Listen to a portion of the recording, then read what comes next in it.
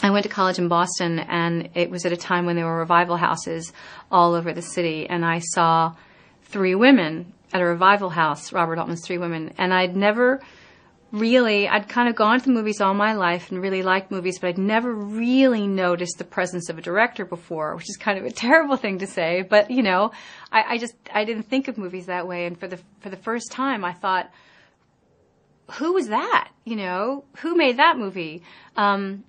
And I thought, that's what I want to do. For some reason, an awful lot of actors come from kind of these peripatetic backgrounds. You know, army kids and missionary kids and kids of salesmen and IBM, that kind of thing. You'll always find that they've had these kind of itinerant childhoods. And the only thing I can think of is that it just teaches you that behavior is not concrete. I think a lot of people think that how you behave is a given, or that behavior is character, you know, so they think like, well, I act this way, therefore I am this way. And one of the things that you learn moving around a lot is that, you know, behavior is mutable.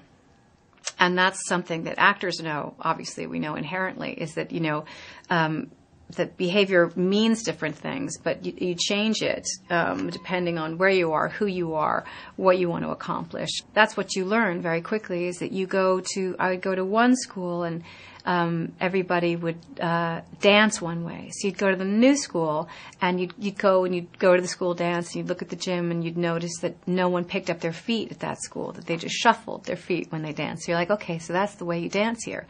So once again, you learn there's no one way to do anything. It just depends on where you are. It depends on what the rules of that community are. I was an excellent waitress. I'm very impatient with people who tell me that they're not, you know, when people say that they're not good at waiting tables, I'm like, well, you're just not paying attention. On the soap opera, I was both a good girl and a bad girl. Now, it's actually sort of a tragic day because As the World Turns was canceled yesterday. But that was a show that I was on, and I played Franny, who was the chief of staff of the hospital's daughter. So she had been born on the show, and she was the quintessential good girl.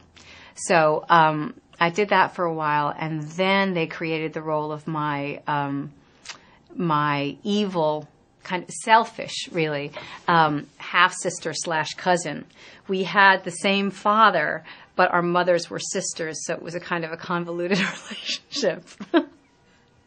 The person who cast me in The Dresser, my very first director, said, you know, you should be aware that because you have red hair, if somebody casts you, they'll be casting you for a reason, and there'll be things that you won't get because, you know, visually, especially on stage, you know, people can see you. But people have rarely suggested that I dye it. I've been wigged and things plenty of times. But the funny thing about it is that even when I have a different hair color, when I have dyed it upon occasion or I've worn wigs, people tend to still remember me as having red hair, even when I didn't in the film. I actually first met Tom Ford in 1998, right after my son was born. My son was born in 1997, and Tom made a dress for those Oscars the first time I was nominated for Boogie Nights. He made a really beautiful black dress that was chiffon and kind of had an empire waist. And because I had just had a baby, my boobs were really big, and I just didn't feel confident enough to wear it. So, and that was the other thing about him, too. He was incredibly gracious. He was like, it's a dress. I don't care. You know, wear it, don't wear it, but keep it. You know, I think I still have it, actually, somewhere. For a single man, I wasn't thinking about anybody in particular. I wasn't thinking about Anne Margaret, even though people have mentioned her to me. I was thinking about a particular kind of woman. She's someone who is very wealthy and very educated, and kind of a party girl. I had an English woman say to me the other day, you don't know whether they're posh or hammered all the time. So that should be, that's kind of where I started. I'd love to do a musical. You know, it's one of the pathetic and secret parts of my personality that I love musical theater. We love all the high school musicals too. Hairspray, I have to say, Hairspray is genius. What you're trying to do as an actor is portray the human condition, and sometimes we don't wear clothes. You know, people always ask that thing about families and children and nudity, and I always say, well, my children don't watch my movie. You know, people will ask me, what movies of yours do your children like? And I'm like, none of them, because they don't watch my movies.